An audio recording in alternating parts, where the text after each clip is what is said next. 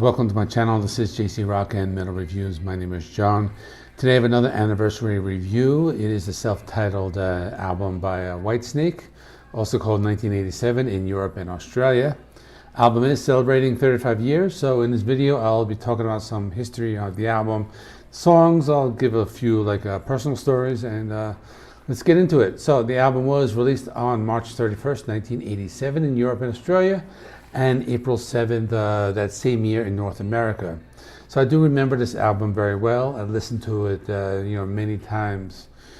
When I was a freshman in college, I really loved it. It was like one of my favorites. Now, for some reason, I haven't really gone back to it that often, like in the past 30 years, but I did go back and listen to it again, and it is a really good album. I knew all the songs, and it is just a very iconic album.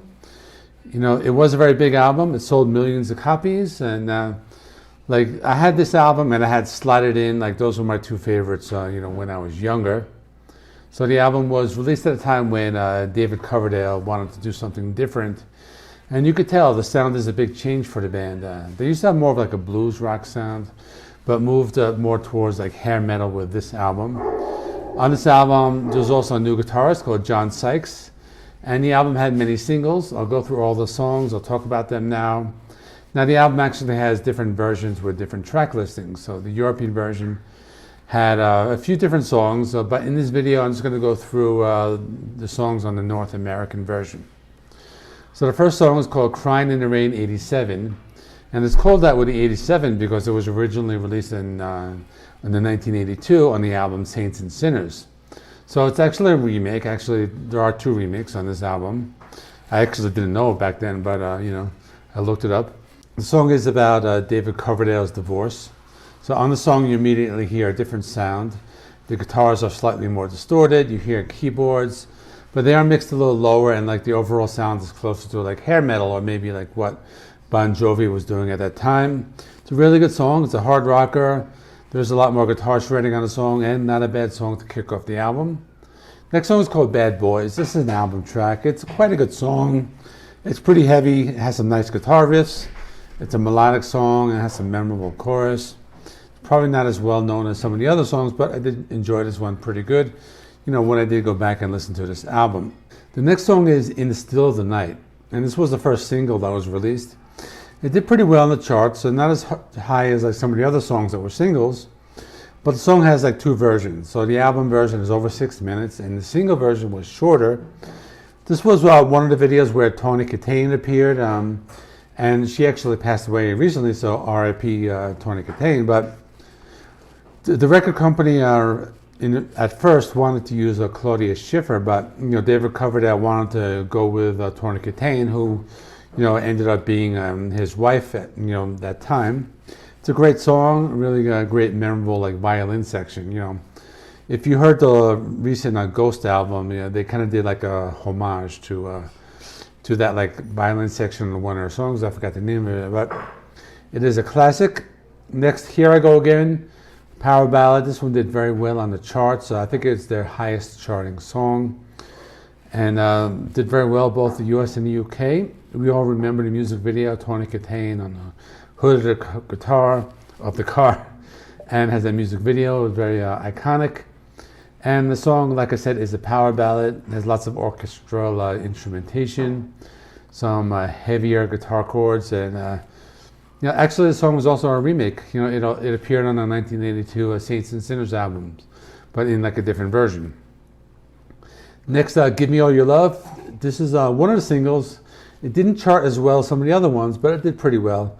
The song is more of a classic, Deep Purple or early Whitesnake sound, and maybe something from that Deep Purple Burn album. The keyboard's a little higher in the mix. It still has that hair metal sound, but it's a rocker. It's a melodic and pretty good song on the album. Then Is This Love? This was one of the big singles, and it's a ballad. It has the heavy keyboard sound. This one reached actually number 2 on the Billboard charts. This is their second highest charting single after Here I Go Again. The song is very laid back and has some melodic lead guitar playing by John Sykes. The next song is called Children of the Night. This was one of the album tracks. It's actually a heavier song. It has that typical 80s hair metal sound that kind of moves at a little faster pace. And this is one of the harder rockers and pretty cool album track. Then the song Straight for the Heart, another song with very keyboard heavy, arena rock song. The guitar playing is very melodic, the kind of song that you would think like they would play live. It has that crowd pleasing like type of sound. The song also features a shredding guitar solo with the sound of that typical 80s hair metal. The final song on the North American release is called Don't Turn Away. It's another power ballad. It has softer singing in the verse section and a harder guitar playing in the chorus. It's a typical ballad. It wasn't released as a single, but a good song, and it's very melodic. So in conclusion, like I was saying before, when I was like 18 years old, I really loved this album a lot. I listened to it constantly. So as the years passed, I didn't really go back to it that much, especially after I started getting into grunge music in the early 90s. And then I never really went back to hair metal. I got into like heavier stuff. But I went back and listened to it again. I'm an older adult now, and I thought it was pretty good. I like a lot of hair metal albums from the past. I haven't been listening to it, but the songs are very strong.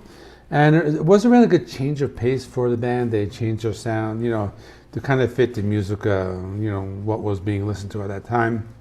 So definitely revisit this album if you haven't heard it in a while. Next, I have a couple more anniversary album reviews. I want to try to get them out this week. They will be from Judas Priest, The Clash, and The Cult. Please remember to like, comment, subscribe. Please check out some of the other videos I have. And I'll see you all in the next one.